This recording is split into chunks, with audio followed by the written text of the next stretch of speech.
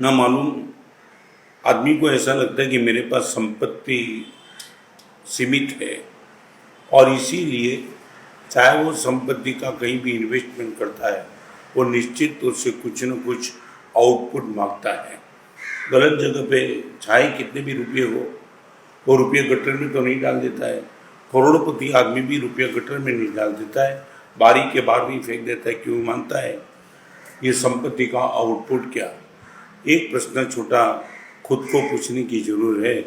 पूरे दिन भर हम जो भी प्रवृत्ति करते हैं उसमें कहीं हमने टाइम का आउटपुट मांगा क्या? डेबिट और क्रेडिट, पैसा यहाँ आया यहाँ पैसा गया। हमने आज तक कभी समय के लिए चेक किया है कि मेरा समय सुबह उठने के बाद रात को सोता हूँ तब तक समय का इन्वेस्टमेंट कहाँ है? इन्वेस्टमेंट और इन्वेस्टमेंट के बाद आउटपुट। 2-3 लड़के 3 मित्र अमेरिका गए थे, अमेरिका से वापिस आए। वापिस आने के बाद तीनों ने एक दूसरे से बात की शुरुआत की। एक ने पूछा, यार 4 साल में तूने अमेरिका क्या किया? और उसने किया, अमेरिका में मैंने MBA पास किया। दूसरा मित्र था, उसने कहा स्ट्रगल बहुत थी मगर अमेरिका में जाकर के मैं इंजीनियरिंग का कोर्स पास किया और वापस आ गया। तीसरे के चेहरे पे मुस्कान थी। दोनों ने पूछा तूने क्या किया? ये बोलते मैंने MBA पास किया, ये बोलते मैंने इंजीनियरिंग पास किया, और तूने क्या किया? और उसने मुस्कान के साथ बेफिक्री के साथ जवाब दिया, मैंने टाइम पास किया। अरे टाइम पास करने वाले हम कौन है? टाइम हमें पास कर रहा है। हम कुछ भी करें टाइम हमें छोड़ के जाने वाला है। तो मैं ये पूछना चाहता हूँ, हमारे मन में समय को लेकर के हम कितने अलर्ट है? मैं रिपीट करना चाहता हूँ, दुनिया में 3 चीज़ है, मूल्यहीन है, मूल्यवान है और अमूल्य है। कीचड़, कांटे, धूल, कचरा जैसे ही हमारी आंखों के सामने आता है, स्मृति पथ में आ जाता है, हम ये मानते हैं सब मूल्यहीन है। 1 रुपये की 1% उनको प्रायोरिटी देने की जरूरत नहीं है, बेकार है, सब छोड़ो। मान लिया कीचड़, कांटा, रेती, धूल, कचरा ये सब मूल्यहीन है। इनके सामने sofa set, TV, video, cable, mobile, गाड़ी, बाइक, साइकिल, फ्लैट, बंगला, फार्म हाउस, सब यदि ब्रांडेड आइटम कोई भी, उनके सामने हम इनको मूल्यवान मानते हैं। 1000 का मोबाइल, 2000 का, 5000 का, 10,000 का, लाख का, 5 लाख का, गाड़ी 1 लाख की, 2 लाख की, 10 लाख की, 50 लाख की, हर चीज़ की मूल्य का हमें पता है। नंबर 1 मूल्यहीन, नंबर 2 मूल्यवान और नंबर 3 अमूल्य।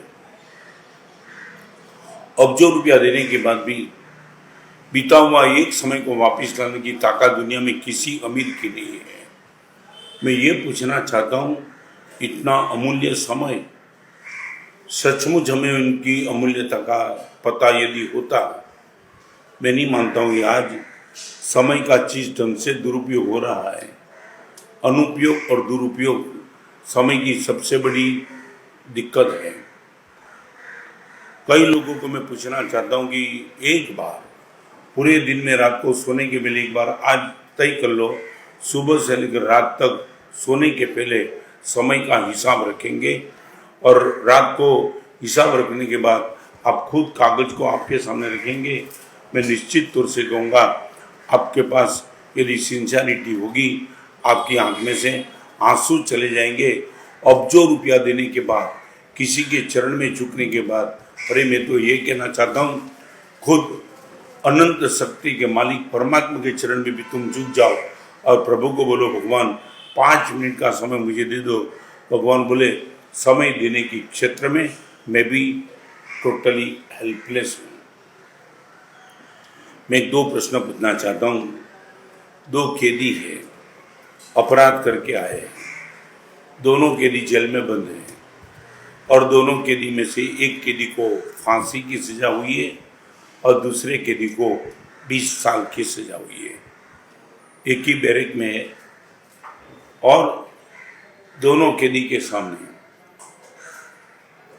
भोजन करने के लिए जब बैठते तब 20 साल का जो कैदी, उनकी थाली में रोटी, सब्जी, चावल, दाल, 4 चीज आती है। और फांसी का कैदी है, उनकी थाली में रसगुल्ले, गुलाब जामुन, नमकीन, सब कुछ अच्छी आइटम आती है। मैं आपको पूछना चाहता हूँ, रोटी, चावल, सब्जी और दाल खाने वाला कैदी मस्त रहेगा या नमकीन, गुलाब जामुन, रसगुल्ला खाने वाला फांसी का कैदी मस्त रहेगा?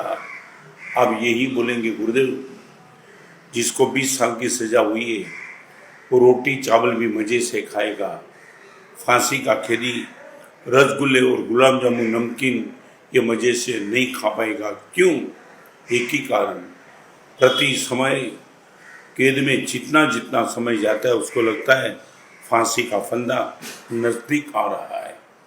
20 साल जिसकी सजा है उनको तो मालूम है समय जाता है, मैं जेल से बाहर निकलने वाला हूँ, और फांसी के कैदी को पता है प्रत्येक समय जाता है मैं फांसी के नज़दीक जा रहा हूँ। I would like to ask you और मी ऑल्सो, हम सब 20 साल के कैदी हैं कि फांसी के कैदी हैं? 20 साल के कैदी को तो जेल में से हम सब फांसी के कैदी है। और जेल में बैठने वाले फांसी के कैदी के पास एक विशेषता होती है, यदि राष्ट्रपति साइन कर दे उनको फांसी की कैदी से मुक्ति मिल सकती है। माने फांसी के कैदी को भी मुक्ति दिलाने की ताकत राष्ट्रपति के पास है, मगर मुझे और आपको जिस दिन हमारा जन्म हुआ उसी दिन से हमारा मौत तय हो चुका है। वो मौत से दूर करने की ताकत कोई राष्ट्रपति के पास तो नहीं है, खुद तीर्थंकर परमात्मा के पास भी नहीं है कि मेरी मौत को वो कैंसल कर सके। देन एक ट्रूथ मेरे सामने आता है, प्रत्येक समय जाता है और हमारी मौत नज़दीक आती है।